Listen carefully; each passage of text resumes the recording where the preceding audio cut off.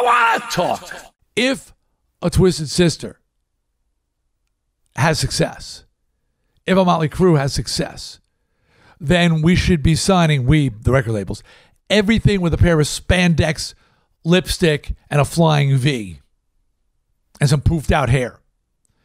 That'll be better.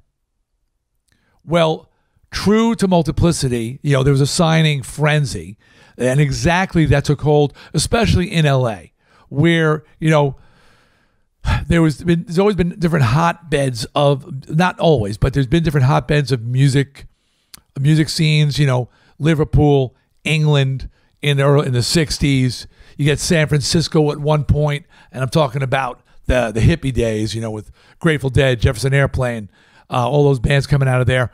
You got Seattle later on for the grunge scene.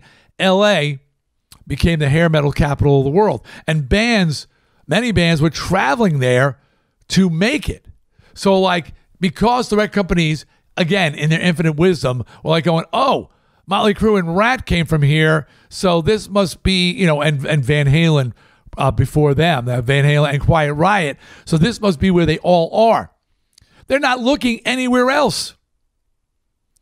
So bands like Poison and bands like Warrant and bands like I'm just trying to think of a Black and Blue. I'm just thinking bands that off the top of my head I know who literally got in the van and drove out to LA to be discovered, because no one was going to look in Mechanicsburg, Pennsylvania.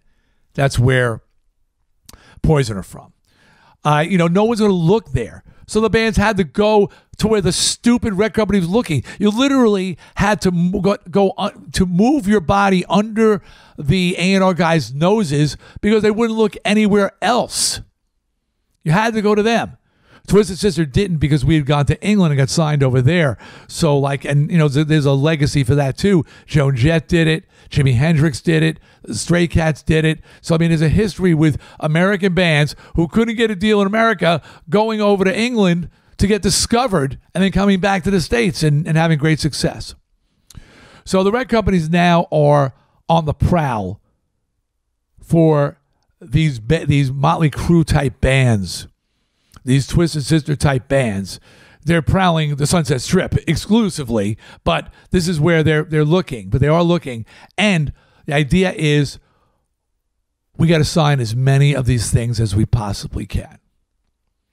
We got to sign as many of these bands, which we call hair bands, as we possibly can. And where Twisted Sister, Motley Crue, I mentioned Rat because they were early out there. Quiet Riot, Van Halen, and I'm sure I'm missing some other bands that were early on. Where these bands were inspiration, came about from love and passion and belief. You see it in the Dirt. Nikki has this idea for a band, and you got to get Kiss, a big inspiration for a lot of these bands. Not so much for Twisted. I'm a Kiss fan, but it was very much Alice Cooper and the New York Dolls for us, and but certainly I'm a fan of Kiss. I have the first 7 albums. I love what they did. But they were a big inspiration. But these bands forming, and when we were working in the late 70s, and you got to remember, and I'll give this to Nikki as well. My nose is itching me for some reason. I don't know if it's being on camera. I don't know. I'll give this to Nikki as well. When Nikki was in London and these other bands carrying the torch for this glitter rock that we were as well, this is the disco era, the height of the disco era. Rock bands could not get arrested during that time. So you got to remember where our passion has us fighting the tide. There are many people, many musicians who went with, changed, and they still do, whatever's popular at the time. And many musicians went and played in disco bands because that's how you made money. Working, to be a working musician. But there are people like Twisted, Quiet Riot, Nikki, particularly Nikki, I think, especially when you see the Dirt. Mick Mars, he was certainly carrying the torch as well in that band. So that we're championing and saying fuck disco.